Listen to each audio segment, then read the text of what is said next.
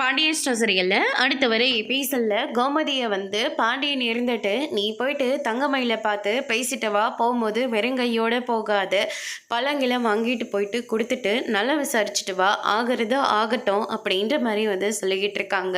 நீ தனியாக போகாத, கூட மீனாவையோ யாரையோ ஒருத்தர் கூட்டிகிட்டு போ அப்படின்ற மாதிரி சொல்லிடுறாங்க. ராஜையும் கூட வரதா சொல்லிட்டாங்க. மீனாவுக்கும் ஃபோன் பண்ணி நான் உனக்கு சிக்கன் பிரியாணி செஞ்சு கொடுக்குறேன்டி, பாடி போயிட்டு வரலாம் அப்படின்னு சொல்லி கூப்பிட்டதுனால சோர்கண்ட இடம் சொர்க்கன்ற மாதிரி மீனா அவங்க பாட்டுக்கு ஓகே சொல்லிட்டாங்க. இவ என்னடாது சோத்தை பற்றி பேசினாவே ஓடிடுறாளே அப்படின்னு சொல்லிட்டு நம்ம செந்தில் ஒரு பக்கம் என்ன பேசுறதுன்னே தெரியாமல் திகச்ச போய் நின்றுட்டுருக்காரு.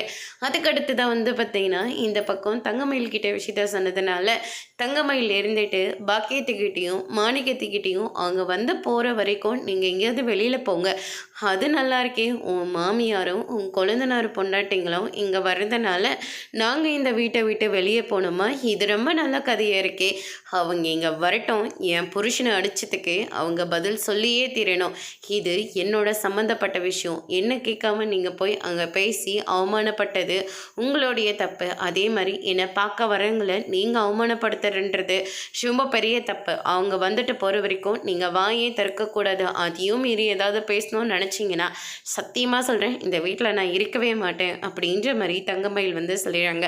ஆனால் இருந்தாலையும் பாக்கியம் இருந்துட்டு அந்த கோமதியை நான் சும்மா விட்டுருவேனா அப்படின்னு சொல்லிட்டு பயங்கரமாக பேசிக்கிட்டு இருக்காங்க.